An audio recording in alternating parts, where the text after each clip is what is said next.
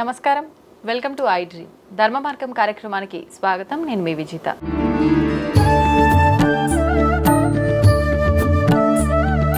ప్రస్తుతం మనతో పాటు ఉన్నారు ప్రముఖ జ్యోతిష్యులు బ్రహ్మశ్రీ చేబిఎం కిరణ్ కుమార్ శర్మ గారు. ఇప్పుడు గురుగారితో మాట్లాడి మరిన్ని విషయాలు తెలుసుకుందాం. నమస్కారం గురుగారు. అఖండ లక్ష్మి ప్రాప్తిరస్తు. గురుగారు, అట్ల తద్ది ఇది చాలా వరకు అన్ని ప్రాంతాల వాళ్ళు ఆచరించరేమో అని నేను అనుకుంటున్నాను. అసలు నిజంగా ఈ అట్ల తద్ది అనేది ఎందుకు ఆచరించాలి, ఆ రోజు చేయాల్సిన కార్యక్రమాలు ఏంటి, అవన్నీ కూడా తెలియజేయండి. అంటే ఒకటేంటంటే అట్ల తద్ది విశిష్టత ఫస్ట్ మనం తెలుసుకునే ముందుగా ఎవరు చేస్తారు, అసలు ఇది ఎవరు చేస్తారు అనే విషయం కనుక్కుంటే పెళ్ళైనటువంటి మొదటి సంవత్సరం తప్పకుండా చేయాల్సినటువంటి వ్రతం. అంటే ఒక్కొక్క ప్రాంతంలో ఒక్కొక్క రకమైనటువంటి వాయనాలు ఉంటూ ఉంటాయి. కొన్ని ప్రాంతాల్లో మొంటె వాయనం అని, అంటే చిన్న చిన్న చేటలు ఉంటాయి. చేటలు ఇది మనం బియ్యం జరిగేటువంటి చేటలు ఉంటాయి. కొన్ని ప్రాంతాల్లో చేటలు ఇస్తుంటారు. కొన్ని ప్రాంతాలలో మీరు తప్పకుండా ఈ అట్ల తద్ది వాయనం అంటే పెళ్ళైనటువంటి మొదటి సంవత్సరంలోనే 16 రోజుల పండుగ లోపలనే చేస్తారు. అంటే అమ్మాయి అత్తగారింటికి వచ్చేసిన తర్వాత, అంటే 16 రోజుల పండుగ అయిపోయిన తర్వాత అమ్మాయి కాపురానికి వచ్చిన తర్వాత ఫస్ట్ వీక్ లోనే పౌర్ణమి ముందుగా చేయాలి. ఒక పౌర్ణమి ఉంటే పౌర్ణమి ముందుగా, లేదు వచ్చే మాసంలో పౌర్ణమి ఉంటే పౌర్ణమి ముందుగా చేసుకోవాలి. నెక్స్ట్ మంత్ పౌర్ణమి అంటే తప్పకుండా ఆ మాసం లోపల తప్పకుండా ఈ అమ్మాయి అట్ల తద్ది వాయనాలు, అట్లు వాయనాలు ఇవ్వాలి. ఏ తిథి చూసుకొని చేయాలి? దాదాపుగా ఒకటేంటంటే దాదాపుగా చాలా మంది తది అనే తీసుకుంటారు. తద్ది అంటే తదియ అంటే శుక్లపక్ష తదియ చాలా ఇంపార్టెంట్. కొంతమంది బహుళ తదియలో కూడా ఇస్తుంటారు. సో కానీ శుద్ధ తదియ ముందు అంటే తప్పకుండా మీకు ఉదయం పూట మాత్రం, అంటే పౌర్ణమికి ముందు రోజు వచ్చేటువంటి తదియ రోజే విశిష్టంగా ఉంటుంది. ఆ రోజు మాత్రమే ఈ యొక్క విశేషమైన కార్యక్రమాన్ని చేయాలి. ఇక్కడ మనకి ఈ మాసంలో మనకి చూసినప్పుడు ఆశ్వయుజ మాసంలో బహుళ తదియ, అంటే ఆశ్వయుజ మాసంలో బహుళ తదియ చాలా మందికి ఇది విశేషంగా ఏంటంటే కార్తీక మాసంలో చేస్తుంటారు. అంటే కార్తీక మాసంలో ఎక్కువ మంది వాయనాలు ఇస్తుంటారు. అంటే పెళ్ళైన తర్వాత 5 ఏళ్లకి 7 ఏళ్లకి, కొంతమంది ప్రతి సంవత్సరం కూడా ఇచ్చుకొని 11 సంవత్సరాలు కూడా ఈ యొక్క అంటే వాయనాలు ఇచ్చడం, అంటే 11 years వరకు ఇస్తూ ఉంటారు. అంటే ఇంటికి ఉండేటువంటి సంప్రదాయాన్ని బట్టి ఇస్తూ ఉంటారు. ఇది ముఖ్యంగా నాకు తెలిసినంత వరకు ఉభయ గోదావరి జిల్లాలోను, తర్వాత మనకి రాయలసీమ కొన్ని ప్రాంతాల్లోనూ, తదుపరి మనకి విజయవాడ కొంత ప్రాంతాల వరకు, అంటే ఈ ప్రాంతాల వరకు మాత్రమే ఈ అట్ల తద్ది వాయనాలు ఎక్కువగా ఉంది. మిగతా ప్రాంతాల్లో చాలా తక్కువ, అంటే అట్ల తద్ది వాయనం చేయరు. తెలంగాణ వైపు ఇటువంటి అట్ల తద్ది వాయనాలు చేయరు. అయితే ఇక్కడ చేసేటువంటి వాయనాలు వేరు, మొంటి వాయనాలు అంటారు. అంటే చేటలు అన్నారు కదా, అందులో ఏం పెట్టి ఇవ్వాలి. అయితే ఇక్కడ ఆ అమ్మాయి 11 మంది ముత్తైదువుని పిలవాలి. అంటే పెళ్ళైనటువంటి ఆడపిల్ల 11 మంది ముత్తైదువుల్ని పిలుచుకొని, అంటే పెళ్ళైనటువంటి ముత్తైదుని పిలుచుకొని ఆ ముత్తైదుల ద్వారా అందరు ఒకేసారి కూర్చోబెట్టి అందరికీ తను స్వయంగా అట్ల పిండి కలిపి అట్లు పోసి పెట్టాలి. ఒక్కొక్కరికి 11 అట్లు పెట్టాలి. ఒక్కొక్కరికి 11 అట్లు 11 మంది పెట్టాలి. సో వారు తినేదాన్ని బట్టి చిన్నగా పెద్దగా చేసుకునే అవకాశం ఉంటుంది. అది 11 మంది పూర్తిగా తినాలి, ఒక్క ముక్క కూడా మిగిలించకూడదు. అందుకే చిన్న చిన్నగా వేసుకుంటుంటారు. ఎందుకంటే అప్పట్లో పెద్ద పెద్దవే, అట్లాంటి పెద్దవి. ఇప్పుడు అంటే ఇంత వేస్తున్నారు, గరిట వేస్తే ఎక్కువ అవుతుంది. కాబట్టి ఆ 11 అట్లు కూడా తినాలి.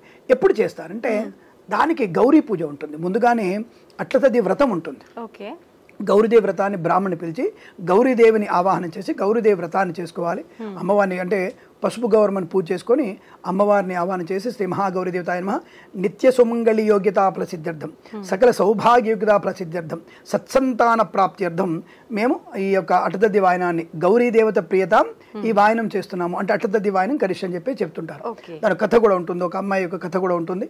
ఆ కథను చదువుకున్న తర్వాత ఆ ముత్తైదులందరికీ కూడా ఈ వాయనం అట్లు వేసి అట్లు వెంటనే పెట్టాలి, వాళ్ళు పూర్తిగా తినాలి. ఆ తదుపరి దానికంటే ముందు వీళ్ళకి అట్లు వాయనం ఇచ్చేటువంటి ముందు వీళ్ళకి 11 మంది మహిళలకు కూడా కాళ్ళకి పసుపు రాసి పారాన్ని పెట్టి వాళ్ళకి పసుపు పెంచి, ఒకవేళ వీలైతే ఇవ్వగలిగితే వస్త్రం, అంటే వాళ్ళకి యోగ్యవంతమైనటువంటి వాళ్ళు కట్టుకోగలిగే వస్త్రాన్ని ఇచ్చి అక్కడ వాళ్ళు కట్టుకోవాలి. వాళ్ళు కట్టుకొని అక్కడ అమ్మవారి లాగా, అంటే 11 మంది అమ్మవారి లాగా వాళ్ళు కూర్చొని అక్కడ అమ్మవారుతారు. మా స్వామి 11 మందికి పెట్టలేకపోతే ఏమిటి, అందరికీ శక్తి ఉండదు కదా. మరి శక్తి ఉన్న వాళ్ళు ఏం చేయాలి అంటే శక్తి లేని వాళ్ళందరూ కూడా తప్పకుండా కనీసం 3కి పెట్టాలి. అంటే వాయనం అనేది ఒక ఇంటి ఆచారం అనేది పడగొట్టుకోవడానికి అవకాశం లేదు. తప్పకుండా ఆ ఇంట్లో ఏ ఆచారం ఉంటుందో ఆ ఆచారాన్ని తప్పకుండా ఫాలో అవ్వాలి. సో కాబట్టి ఆ ఆచారాన్ని పాటించినప్పుడే మనకి సమస్త శుభయోగాలు పొందుకునే అవకాశం ఉంటుంది. కనుక తప్పకుండా మనం అట్ల తద్ది వాయనాన్ని ఇంటి ఆచారంగా పాటించాల్సిందే. కనీసం 3కైనా సరే వస్త్రం ఇవ్వకపోయినా ఒక రవిక ముక్కైన వారికి తాంబూలంలో ఇచ్చేసి వారిని కూర్చోబెట్టి అట్లు వాయన తీసి ఎందుకు ఇవ్వాలి అంటే సకల సౌభాగ్యాలు, అష్టలక్ష్మి, అన్యోన్య దాంపత్యము, పుత్ర పౌత్రాభివృద్ధి, ఇన్ని కారణాల కొరకు 11 మంది ముత్తలు పెడతారు. లేదా ముగ్గురినే కూర్చోబెట్టి ముగ్గురులో 11 మందిని పూజించవచ్చు మనం. సో అలా చేయడం వల్ల మనకి సమస్తమైన శుభయోగాలు కలుగుతాయి, దరిద్రం నుంచి బయటపడే అవకాశం. అయితే ఆశ్వయుజ మాసంలో ఇది మనకి బహుళ పక్షంలో తదియ రోజు వస్తుంది. యాక్చువల్గా ఇది పౌర్ణమి ముందుగా వచ్చేటువంటి తదియ రోజు చేసుకోవడం ఉత్తమంగా చెప్పబడుతుంది. కానీ ఆశ్వయుజ మాసంలో మనకి ఆశ్వయుజ మాసంలో బహుళ తదియ రోజున మనకి అంటే కార్యక్రమం వస్తుంది. అది కూడా మనకి దసరా అయినటువంటి మనకి తర్వాత వచ్చేటువంటి తదియనే మనకి అట్ట తద్దిగా మనం చెప్పుకుంటుంటారు. 19వ తేదీ మనకి శనివారం రోజున ఈ కార్యక్రమం మనకి వస్తూ ఉంటుంది. యాక్చువల్గా చాలా మంది కార్తీక మాసంలో చేస్తారు. అంటే కార్తీక మాసంలో విశేషంగా చేస్తారు. అంటే సత్యనారాయణ వ్రతాలు, తాంబూల వ్రతాలు, ఫలదాన వ్రతాలు, అలాగే అట్లతద్ది కూడా చేసుకునేటువంటి సంప్రదాయం కార్తీక మాసంలో కూడా ఉంది. కానీ ఈ సంవత్సరం మనకి అక్టోబర్ 19వ తేదీ మనకి అట్లతద్ది కార్యక్రమం. ఆ రోజున దీర్ఘ సుమంగళ యోగ్యత పొందడానికి, కడుపు పంట బాగా ఉండడానికి తప్పకుండా ఈ యొక్క అట్టతద్దిన వ్రతాన్ని చేయాలి. దానివల్ల సమస్తమైనటువంటి అమ్మవారి అనుగ్రహంతో అష్టైశ్వర్య ప్రాప్తి పొందడం ఖాయం. తప్పకుండా ఇది నమ్మడం వల్ల శుభాలు జరుగుతాయి. అయితే గురుగారు, ఇప్పుడు ఇది సంతానం కోసం, సౌభాగ్యం కోసమే చేసుకునేది కాబట్టి ప్రాంత ఆచారం లేకపోయినా, కుటుంబ ఆచారం లేకపోయినా ఇష్టంగా ఎవరైనా చేసుకోవాలనుకుంటే చేసుకోవచ్చు అంటారా? ఇక్కడ ఒకటి గుర్తుపెట్టుకున్నామా, ఇంటి ఆచారం లేనప్పుడు పనికిరాదు. ఇంటి ఆచారం అనేది కంపల్సరీ. ఇప్పుడు సపోజ్ మా సోదరి ఇంట్లో ఉంది, మా సోదరి ఇంట్లో సత్యనారాయణ వ్రతం ఆచారం లేదు, అలాగే వాడికి ఈ సీమంతం ఆచారం, గర్భోదయం సీమంత ఆచారం రెండు కూడా లేవు. తెలంగాణ ప్రాంతంలో ఎట్టి పరిస్థితుల్లో కూడా సీమంతాచారం లేని ఇల్లు ఉండదు. కానీ కొన్ని ప్రాంతాలలో అంటే మా అక్కయ్య వాళ్ళ ఇంట్లోనే సీమంతం ఆచారం లేదు. సో కాబట్టి ఎందుకు లేదంటే వాళ్ళు 3 తరాల వాళ్ళ చేసి అనుభవించారు. అంటే నెగిటివ్ ఇన్ఫర్మేషన్ వచ్చేసి వారికి ఇబ్బంది కలగడం వల్ల 3 తరాల వాళ్ళు పరిశీలించి వద్దు మన ఇంట్లో 3 తరాల నుంచి లేదు, అది ప్రమాదం ఇండికేషన్ చేస్తూ ఉంటుంది. కానీ ఇంట్లో ఆచారం లేనప్పుడు పాటించకూడదు అనేది సంప్రదాయం చెప్తుంది. శాస్త్రము ప్రధానమైనది, ఆచారం ముఖ్యమైన ప్రధానమైనది. కాబట్టి ఆచారమే మనకు వ్యవహారంగా చూసుకోవాలి తప్ప శాస్త్రంతో ఫాలో అవుతూ ఆచారాన్ని తప్పకుండా పాటించాలి. కాబట్టి ఆచారం లేని ఇంట్లో ఎటువంటి వాయనాలు అనేవి పెట్టుకోకూడదు, అది ప్రమాదాన్ని దారితీసే అవకాశం ఖచ్చితంగా ఉంటుంది. మన అంటారు ఎంత అంటారు మంచిదే కదా, అట్లా 10 మందికి ముత్తైదులకి పెట్టుకోవడం మంచిదే కదా, అట్లే ఎందుకు వేయడం ఎందుకు, హాయిగా పిలిచి టిఫినే పెట్టేసి వారికి బట్టలు ఇచ్చేయచ్చుగా. ఆచారంగా ఉన్నప్పుడు నీకు సరదాగా ఉన్నప్పుడు పిలుచుకొని వాళ్ళకి బట్టలు ఇచ్చేసి కాస్త అట్లా వేసేసి డైనింగ్ టేబుల్ పెట్టి శుభ్రంగా పెట్టొచ్చుగా. అంటే పారాన్ని ఇచ్చి పెట్టడం అనేది ఆచారం, సరదాగా పిలిచి వాళ్ళకి గిఫ్ట్ గా వస్త్రాలు ఇవ్వడం అనేది ఎంజాయ్మెంట్. సో మీరు సరదాగా ఉండడానికి అలా ఇచ్చుకోండి, నో ప్రాబ్లం. కానీ గౌరీ వ్రతాన్ని ఆచరించి అమ్మవారి ప్రీతి కొరకు మీరు అట్టదది వాయన చేసుకోవడం కరెక్ట్ కాదు. ఆచారం లేకపోతే అది అరిష్టాన్ని కలిగిస్తుంది. ఇప్పుడు ఈ అట్ల కాన్సెప్టే ఎందుకని, దీనికి ఏమైనా స్టోరీ? అది ఒకటేంటంటే అట్లు అనేది ఎందుకంటే మినపపిండి, బియ్యపిండి మిళితైనటువంటి ఒక ఆహారం, అది భోజనం. అది దానివల్ల ఏమవుతుందంటే అమ్మవారికి ప్రీతి అనేది అర్థం. అమ్మవారికి ఆ గౌరీదేవికి ఇష్టమైన పదార్థం ఈ మాసంలో అంటే ఆశ్వయుజ మాసంలో చాలా చలిగా ఉంటుంది కదా, అందుకే ప్రదోష కాలంలో చేసుకుంటారు. కాబట్టి ఆ సమయంలో వేడివేడిగా ఆయన పెడితే కడుపు చల్లగా ఉంటున్న భావనతో పెట్టారు తప్ప మినపపిండిని ఆ యొక్క బియ్యపిండిని కలిపి పెట్టే పదార్థం కాబట్టి అమ్మవారికి ఇష్టమైనదిగా ముత్తైదులు పెడుతున్నారు తప్ప అది ఆరోగ్యవంతమైనటువంటి భోజనం. కాబట్టి హాయిగా మనం దాన్ని స్వీకరించలేదు తప్ప ఇతిమిద్దంగా అమ్మవారికి ప్రీతి కాకుండా వేరే పెట్టవచ్చా అంటే ఆ రోజున లడ్డులు పెట్టవచ్చా అనేది లేదు. అక్కడ అట్లు మాత్రమే చెప్పారు. అంటే అమ్మవారికి ఆ రోజున ప్రీతి అనేది కాబట్టి అట్లు పోయమని చెప్పారు. అంటే దాని ఏంటంటే అనేక ఇక్కట్లు తొలగిపోతాయని అట్టతద్ది అంటారు. అనేక ఇక్కట్లు తొలగిపోవడానికి అట్టతద్ది వాయనం ఇవ్వమని చెప్తుంటారు. ఇది ఆచార వ్యవహారాలు, ఇవన్నీ కూడా ఆచారం వ్యవహారాలు కాబట్టి పాటించడం మంచిదే, దానివల్ల నష్టమేం లేదుగా. అలా చెప్పేసి ఆచారం లేని వాళ్ళు పాటించడం అనేది కరెక్ట్ కాదు. కాబట్టి ఆచారం ఉన్న వాళ్ళు తప్పకుండా పాటించి అమ్మవారి అనుగ్రహాన్ని పొందుకోవచ్చు. అయితే ఇప్పుడు కొంతమంది 11 సంవత్సరాలు 5 సంవత్సరాలు అలా చేస్తారన్నారు కదా, అది మనం అట్లా స్వతహాగా మనకి మనం అనుకోవడములా లేకపోతే నిజంగా అన్ని సంవత్సరాలు చేయాలని రూల్ ఏమైనా ఉంటుందంట? అంటే వారింటి చెప్పాం కదమ్మా, ఇవన్నీ కూడా ఇంటి ఆచారంగా ఒకసారి చేసుకోవచ్చు. ఒకసారి చేరేవారు కూడా 3, 5, 7, 11 ఇలా చేస్తుంటారు. 3, 5, 7, 11 వారాలు 11 సంవత్సరాలు చేస్తూ ఉంటారు. కొంతమంది మొదటి సంవత్సరమే దాన్ని స్టాప్ చేస్తారు. అంటే పెళ్లి కూతురప్పుడే అండి మాకు కొత్త పెళ్లి కూతురప్పుడే మాత్రం తప్ప ఇంకొకటి లేదని చెప్తారు. అలా కూడా చేసుకునే వాళ్ళు ఉంటారు. అది ఇంటి ఆచారాన్ని బట్టి ఉంటుంది. సో లెక్కలు ఇప్పుడు మనకు రాహుకాలం దీపం పెట్టుకుంటాం, మనం మొక్కుంటాం, 3 వారాలు పెడతాను 5 వారాలు పెడతాను మొక్కుంటాం. అలాగే ఇది కూడా ఆ ఇంటికి ఉన్నటువంటి ఆచారం. అంటే పెద్దవాళ్ళు వాళ్ళ అమ్మమ్మలు తాతయ్యలు ముత్తాతమ్మలు అలా ఇలా చేశారో దాన్ని ఫాలో అవ్వాల్సింది తప్ప మనం సొంతంగా పెత్తనం చేసేటువంటి కావి. వాళ్ళ ఆచారాన్ని తప్పకుండా ఫాలో అవ్వాల్సిందే. దానివల్ల ప్రయోజనం శాస్త్రాలకు విరుద్ధంగా ఏ పని చేయకూడదు, శాస్త్రంలో ఉన్నాయి కూడా నిర్లక్ష్యం చేయకూడదు. సాధ్యమైనంత వరకు పాటించగలిగే, శాస్త్రంలో పాటించలేనివంటి ఏమి లేవు, అన్ని పాటించగలిగే ఉన్నాయి. అది విషయం. తెలుసుకునే ప్రయత్నం చేస్తే ఈజీగా ఉంటుంది. తెలుసుకోకపోతే భూతద్దంలో పెట్టి చూస్తే భయంగా అనిపిస్తుంది. ప్రతిదీ చేయగలము. ప్రతిరోజు పారాయణ పెట్టుకోవాలి. ప్రతిరోజు భగవన్ నామస్మరణ చేయాలి. ప్రతిరోజు ఒకటే పూట తిని రెండో పూట అల్పాహారం చేయాలి. మరి మిడ్ నైట్ బిర్యానీలు, బ్రేక్ఫాస్ట్ బిర్యానీలు అన్నప్పుడు దానికి మేమేం చేయగలుగుతాం? అనారోగ్యాన్ని తెచ్చుకునేటువంటి సంప్రదాయం కావాలా, ఆరోగ్యవంతమైన సంప్రదాయం కావాలి? ఆరోగ్యవంతమైన సంప్రదాయం ఇచ్చేది ధర్మశాస్త్రం మాత్రమే, సనాతన ధర్మం మాత్రమే. ఇంకొక ధర్మంలో అటువంటివి లేవు. మీరు చూసుకోండి, వేరే ధర్మంలో అవి లేవు. నేను నిక్కచ్చిగా చెప్తాను. ఎందుకంటే లేని వాటి గురించి కొత్తగా ఏం చెప్పాలి? నేను నా ధర్మంలో అర్ధరాత్రి తర్వాత తినమని చెప్పలేదు. అర్ధరాత్రిలో తినమని చెప్పలేదు. 7 తర్వాత భోజనం మనకు పనికిరాదు. పాలు తాగడం పనికిరాదు, నీళ్లు తప్ప. సనాతన ధర్మంలో 7 తర్వాత పాలు తాగడం పనికిరాదు, 7 లోపల భోజనం చేయాలి. మరి వేరే దాంట్లో ఉన్నప్పుడు అర్ధరాత్రిలే భోజనాలు ఉన్నాయి, అపరాత్రిలే భోజనాలు ఉన్నాయి. కాబట్టి ప్రకృతి విరుద్ధంగా వెళ్ళేటివి కొన్ని మతాలు అయితే, ప్రకృతితో ఉండేటువంటి ధర్మం సనాతన ధర్మం. కాబట్టి మనం ధర్మశాస్త్రం చెప్పినవన్నీ పాటించగలం. అది ఆరోగ్యవంతమైనవి, ఐశ్వర్యాన్ని కలిగించేవి. కాబట్టి అది పాటించే ప్రయత్నం చేయండి. సుఖం ఉంటుంది, సంతోషం ఉంటుంది. గురుగారు, భగవంతుడి అనుగ్రహం పొందాలి అంటే ఆలయాలకు వెళ్ళడము, పుణ్యక్షేత్రాలకు వెళ్ళడము, క్షేత్రాలను దర్శించడము, ఇవన్నీ చేస్తేనే ఆయన అనుగ్రహం పొందొచ్చు అంటారా? ఇవన్నీ చేయకపోయినా పొందే మార్గం ఏదైనా ఉందా? నమోస్తనంతాయ సహస్రమూర్తయే సహస్రపాదా క్షిరోర్బాహవే సహస్రనామ్నే పురుషాయ శాశ్వతే సహస్రకోటి యుగదారణే నమః. మనకి ఒక సహస్రమైనటువంటి అనంత రూపమైనటువంటి ఆ వ్యక్తి ఇక్కడ లేడా అంటే, యాంకర్ రూపంలో కూడా దేవుడు ఉన్నాడు, కెమెరామెన్ రూపంలో దేవుడు ఉన్నాడు, ఎక్కడైనా దేవుడు ఉన్నాడు. మనకి సర్వదేవ నమస్కార కేశవం ప్రతిగచ్చతి. ఎలాగైతే నదులన్నీ కూడా వెళ్ళి సముద్రంలో కలుస్తున్నాయో, మనం పెట్టేటువంటి ప్రతి నమస్కారం కూడా కేశవుడికే చెందుతుంది. సర్వదేవ నమస్కార కేశవం ప్రతిగచ్చతి. మరి కాబట్టి ఇప్పుడు మీలోనే దేవుడిని చూడవచ్చు, మీలోనే అమ్మవారిని చూడవచ్చు.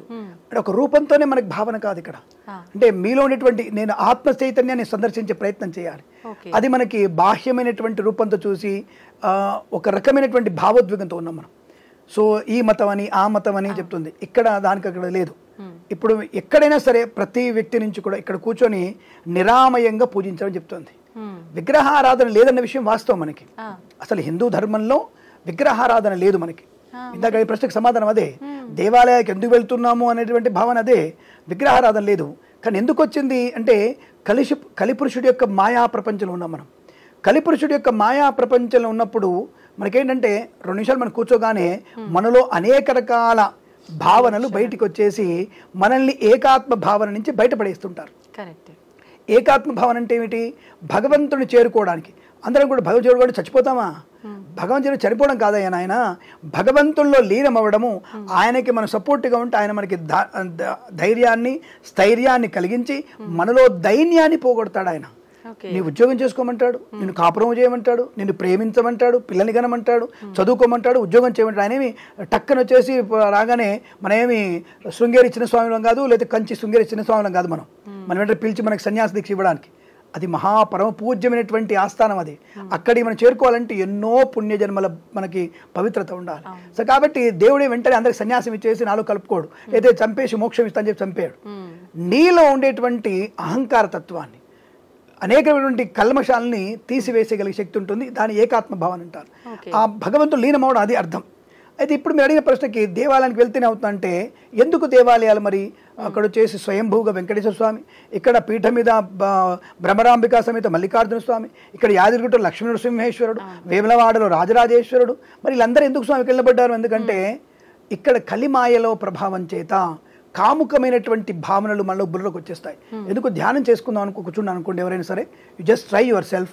ధ్యానంలో కూర్చుంటే ఫస్ట్ మనకు వచ్చేవి నెగిటివ్ ఆలోచనలు, నెగిటివ్ భావాలు. ఆడ కానీ మగ కానీ వాళ్ళకి వచ్చేవి నెగిటివ్ ఆలోచనలు.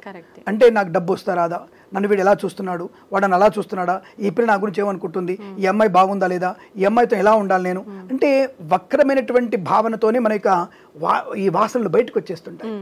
అలా రావడం మంచిది. ఎందుకు? మనలో ఉన్నటువంటి చెడు బయటికి వెళ్ళిపోతూ ఉంటుంది. అంటే బయటికి వెళ్ళిపోతే ప్యూరిటీ వచ్చేది మనకి. ఆ ప్యూరిటీ రావాలంటే చెడు అంతా బయటికి వెళ్ళిపోవాలి.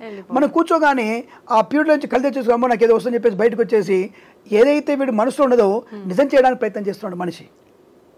అంటే అమ్మాయిని అనుభవిద్దామని, అబ్బాయిని అనుభవిద్దామని, డబ్బు లాగేసుకుందామని, లేదా తప్పుడు పని చేద్దామని. మనుషులకి తప్పుడు మార్గంలో వెళ్ళేటువంటి వ్యక్తులు 100% ఉన్నారు. కుల మత వర్గ వర్ణ వేద లేకుండా 100% మంది నెగిటివ్ థాట్లో ఉన్నారు. ఇది నిజం. ఇటువంటి నెగిటివ్ థాట్లో నుంచి అంటే మీరు అనేక రకాలైనటువంటి ఈ ఇబ్బందుల నుంచి బయటపడడానికి మనకి విగ్రహారాధన ఏర్పడింది. అంతే తప్ప దేవాలయానికి ఖచ్చితంగా వెళితేనే మనకి పుణ్యం కలుగుతుంది, ఆ మోక్షం లేదండి. మన దేవాలయంలో, మన ఇల్లే దేవాలయం కదా, అసలు ఇంటిని దేవాలయం ఉన్నారు, ఇల్లే పరమ పవిత్ర దేవాలయం. మరి అటువంటి దేవాలయాన్ని వదిలిపెట్టేసి నేను ఎక్కడికో నేను తిరుపతి వెళ్తా, తిరుమలలో స్వామిని చూస్తా, ఎక్కడ చూస్తా, అక్కడ చూడడం వల్ల ఏంటి, ఆ తీర్థం యొక్క పవిత్రత, అక్కడ వెళ్ళడం వల్ల తీర్థ మనకి అనేక రకాల ఒక పాజిటివ్ వైబ్రేషన్స్, ప్రాంతం యొక్క ప్రభావం, యాదగిరిగుట్టలో ఒక ప్రభావం, ఆ కొండ మీద శక్తి మనలో ఇమిడ్చుకునే తత్వాన్ని, అన్ని దేవాలయాలకు వెళ్ళి మనం ఆ చైతన్యాన్ని పొందడం కోసం మనం దేవాలయ దర్శనానికి వెళ్ళాలి తప్ప దేవాలయానికి వెళ్తేనే మోక్షం వస్తుందా, అబద్ధం. దేవాలయానికి వెళ్తే మోక్షము అది ఎట్టి పరిస్థితుల్లో మీకు రాదు, అసలు దేవాలయానికి వెళ్ళాల్సిన అవసరము లేదు. అని మీరు వెంటనే కామెంట్ పెట్టవచ్చు, కిరణ్ శర్మ దేవాలయానికి వెళ్ళొద్దన్నాడు అని మీరు తమిళ కూడా పెట్టుకోవచ్చు. ఎందుకు వెళ్ళొద్దంటే కేవలం అక్కడ భగవంతుడు ఉన్నాడన్న భావంతో వెళ్ళకండి, అక్కడ చైతన్యాన్ని పొందడానికి, అక్కడ స్వామితో పాటుగా ప్రకృతి చైతన్యాన్ని పొందడానికి, ఆయా ప్రాంతాల యొక్క మనం అనేక రకాల తీర్థాలని స్నానం చేయడానికి, ఒక మంచి వైబ్రేషన్ పొందడానికి దేవాలయాలు వెళ్ళి పుణ్యక్షేత్ర తీర్థన, సముద్ర స్నానము, నదీ స్నానం కూడా చేయాలి. కానీ ఇంటికన్నా ముఖ్యం దేవాలయం ఇంకోటి లేదు. ఇంటిలోనే సమస్త వెంకటేశ్వర స్వామిని పూజించవచ్చు, ఆ శివయ్యను పూజించవచ్చు, దత్తాత్రేయుని పూజించవచ్చు, దుర్గమ్మను పూజించవచ్చు, సరస్వతి అమ్మను పూజించవచ్చు, లక్ష్మీదేవిని పూజించవచ్చు. ఇన్ని దేవతలు ఇంట్లో పెట్టుకొని అక్కడికి వెళ్ళడం ఎందుకు? అక్కడ వెళ్ళడం వల్ల ఉండేటువంటి ప్రయోజనం వేరు, ఇక్కడే చేయడం వల్ల ఉండేటువంటి భగవంతుని ఆరాధన ఇక్కడ చేయడం వేరు. నీ ఇంట్లో చేసే పూజ నీకు గొప్పది. నీ ఇంట్లో సహస్ర కమలార్చన చేయండి, నీ ఇంట్లో సహస్ర కుంభాభిషేకం చేయండి, నీ ఇంట్లో శ్రీసూక్త పారాయణం చేయించండి. అప్పుడు నీకు, నీ ఇంటికి, నీ మామకి, నీ తండ్రికి, తల్లికి అందరికీ కూడా ఒక వైబ్రేషన్స్ ఉంటాయిగా, ఆ మంత్ర ప్రభావం ఆ ఇంటికి నిండా ఉంటుందిగా. దేవాలయానికి వెళ్ళొద్దు అనడం లేదు, దేవాలయానికి వెళ్తేనే అనేక రకాల శుభాలు కలుగుతాయా అనేటువంటి భావనకి సమాధానం ఇది.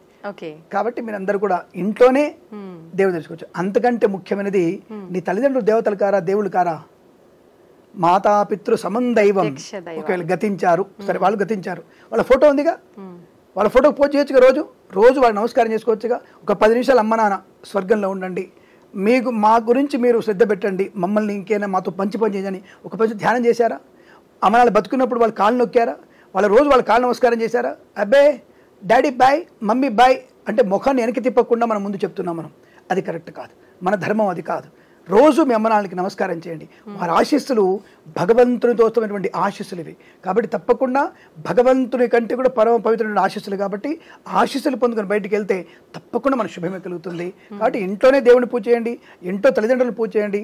అనుకూలవంతమైనటువంటి శుభ ఆనంద ఐశ్వర్య ఆర్థిక ఉద్యోగ సంతాన వైవాహిక జీవనానందం పొందవచ్చు.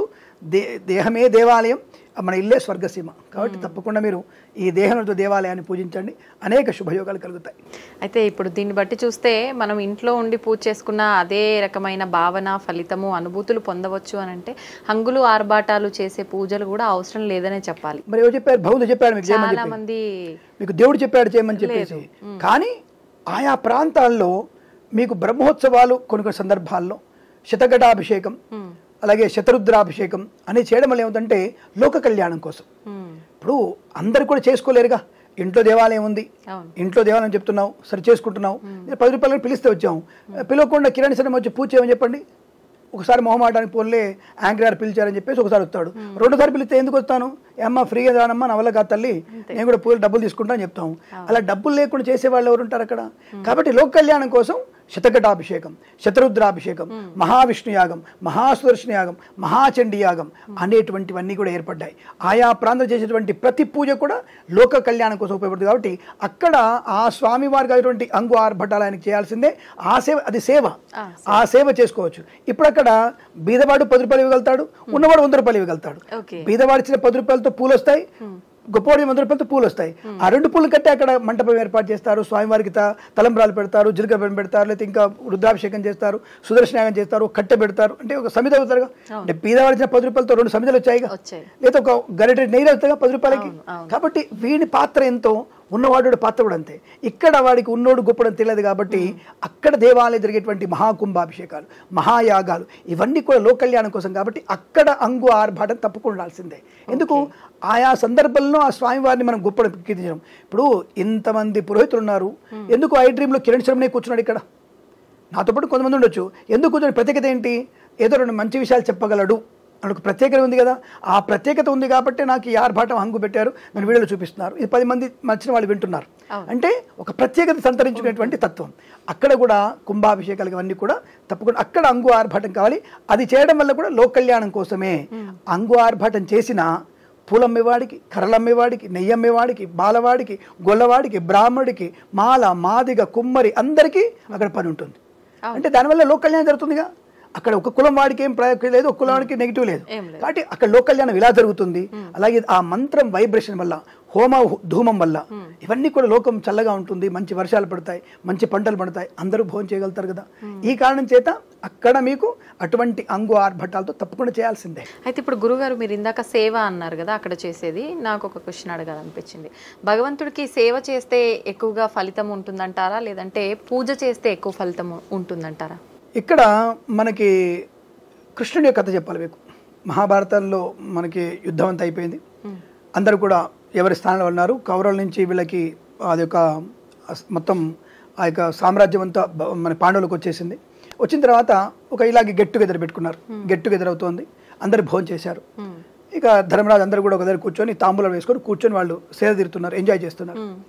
ఇంతలో ఒక ఆయన వచ్చేసి, విదురుడు వచ్చేసి, అదే కృష్ణుడు ఎక్కడ పోయినాడు, కృష్ణుడు కనిపించట్లేదు, కృష్ణ పరమాత్మ అని అడుగుతుంటే ఆయన రుక్మిణిదేవి చెప్తుంది, ఆయన విస్తలు తీసి అక్కడ బయటపడేస్తున్నారండి, శుద్ధి చేస్తున్నారు. అందరూ అయ్యో అదేంటి అపచారం, మా విస్తలు ఎత్తుతున్నావు అంటే, ఎప్పుడైతే మనము తినడం కోసం భోజనం పెట్టి వడ్డించేవాడు ముఖ్యం కాదు, ఎవరైతే అది శుద్ధి చేసిన వాడికే పుణ్యబలం ఎక్కువగా ఉంటుంది. ఎవరైతే గోవుతో పాలు పిండి పాలతో నైవేద్యం చేసిన వాడికి కాదు, గోవుని కాపాడేవాడికి, గోసేవ చేసేవాడికి, గోశాల శుభ్రం చేసిన వాడికి పుణ్యం ఎక్కువ వస్తుంది. కాబట్టి నైవేద్యం లేకుండా భగవంతుడు ప్రీతి అవ్వడు, గోసేవ చేయకుండా గోవు సరిగ్గా నిలబడదు. కాబట్టి గోసేవ ఎంత ప్రాధాన్యమైందో ఆ ప్రసాదం ఉండేవాడు ఎంత ప్రాధాన్యత, ప్రసాదం ఉండేవాడు ఎంత ప్రాధాన్యత ఉందో గోసేవ చేయడం ప్రాధాన్యత ఉంది. కాబట్టి సేవకి ఉండేటువంటి విలువ సేవదే.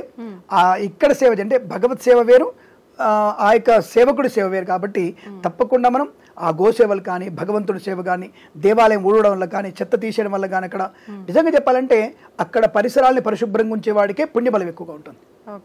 కాబట్టి పరిసరాలన్నీ కూడా శుభ్రం చేయాలి. దేవాలయానికి వెళ్ళగానే మనం ఇక్కడ ఏది కనబడి చెత్త లాంటిది మన ఈవెంట్ మనకేం లేదు. ఆడవాళ్ళైతే కొంగుతో శుభ్రం చేయొచ్చు, నో ప్రాబ్లం. నువ్వు పట్టుచీర కట్టుకున్నా సరే కొంగుతో శుభ్రం చేయొచ్చు. ఏ భగవంతుడు నీకు అలాంటి 100 పట్టుచీరలు ఇస్తాడు. కండువా ఉంది మీ మగవాడి దగ్గర, పర్లేదు తీసేసి శుభ్రంగా ఊడ్చేసి, దేనికోసం ఎత్తుక్కోవద్దు. ఖర్చీఫ్ ఉంది, చొక్కా ఉంది, ఊడ్చేసి శుభ్రంగా ఊడ్చేసి, నో ప్రాబ్లం. మగవాడైతే లోపల బనీన్ ఉంది, చొక్కా తీసి అక్కడే శుభ్రం చేసేసి, చొక్కా ఉంది లోపల బనీన్ ఉందిగా, అంటే అబ్బో నా డ్రెస్ పోతుంది అనుకో అక్కర్లా. అటువంటి కొన్ని లక్షలు ఇచ్చే అవకాశం ఉంది. ఆ దేవాలయ సేవ చాలా ఇంపార్టెంట్, అదందరం మర్చిపోతున్నాం. ఈ కేవలం ఈ సేవలే, నేను పూలు తెచ్చిస్తా, నేను నెయ్యి తెచ్చిస్తా, నేను ఇంకోటి తెచ్చిస్తా అనేటువంటి భావన తప్ప, ఈ సేవ చేసిన వాడికి పుణ్యబలం చాలా ఉంటుంది, ఖర్చు లేనిది, అది ఖర్చుతో కూడుకున్నది. కాబట్టి అందరూ కూడా ఇక్కడ సేవ చేసేటువంటి భాగ్యాన్ని పొందుకుంటే చాలా మంచిది. మీరు చాలా మంచి ప్రశ్న అడిగారు, మీరు శుభం. మీరు కూడా చాలా చక్కగా ఆన్సర్ చెప్పారు గురుగారు. చాలా మందికి కొంతమందిని చూస్తుంటాం పెద్ద పెద్ద క్షేత్రాలకి అట్లా సేవకు అని చెప్పి ప్రత్యేకించి కొన్ని రోజులు వెళ్ళి అక్కడ సేవ చేసుకొని వస్తుంటారు. అనుకుంటారు ఎందుకు వీళ్ళు ఇదే పనిగా పోతుంటారు, ఇక్కడ చేసుకోవాలంటే లేదా అంతంత దూరాలు ఎందుకు వెళ్తుంటారు, అదేదో దేవుడి పైన భక్తి ఉంటే పూజ చేసుకోవచ్చు, ఏదైనా చేసుకోవచ్చు అని. కానీ నిజంగా ఇంత ఉంది అన్నప్పుడు మన ఇంటి పక్కన ఉన్నటువంటి దేవాలయానికి సేవ చేయాలి. ఫస్ట్ ఇంటి దేవాలయాల్లో పరిసరాలను శుభ్రం చేయాలి. ఫస్ట్ మనం ఇంటి పక్కన ఉన్న మొక్కల్ని శుభ్రం చేయాలి. మొక్కలు దేవుడితో సమానం మనకి. వృక్షో రక్షతి రక్షిత. ఆ వృక్షాలని, మన చెట్లని మనం కాపాడుకుంటే, దేవాలయం చుట్టూ పరిరక్షణ మనం చేసుకోగలిగితే సమాజం బాగా ఉంటుంది, ఆరోగ్యవంతమైన సమాజం ఉంటుంది. ఆరోగ్యవంతమైన సమాజంతో మనం సంపూర్ణ ధనయోగం కలిగే సమాజం ఏర్పడుతుంది. ఆ ధనం వల్ల ప్రపంచంలో మనం మొదటి స్థానంలో ఉండే అవకాశం కూడా ఉంటుంది. చూడండి, చిన్న విషయం నుంచి పెద్ద విషయం వరకు మనం చెప్పగలుగుతాం. మనం ఆరోగ్యం అందుకే ముఖ్యమైనది. కాబట్టి మన చుట్టూ పరిసరాలని ఎంత అందంగా ఉంటుంది. అలాగే మన నోటి మీద చిరుమందహాసం, ఎప్పుడు చూడు మందహాసం, అలా ఉంటే చాలు. ప్రతిసారి మీ ముఖంలో చిరునవ్వు వస్తే చాలు, అద్భుతమే సృష్టించు. మనం లేవగానే మీరు చిరునవ్వుతో ప్రారంభం చేయండి. చుట్టూ పరిసరాలని, దేవాలయాన్ని శుభ్రం చేయండి. తప్పకుండా అమ్మాయి అన్నట్టుగా సమస్తమైనటువంటి శుభయోగాలు పొందుకోవడం ఖాయం ఖాయం ఖాయం. ధన్యవాదాలు గురువు. శుభమస్తు, ఆనంద సిద్ధిరస్తు.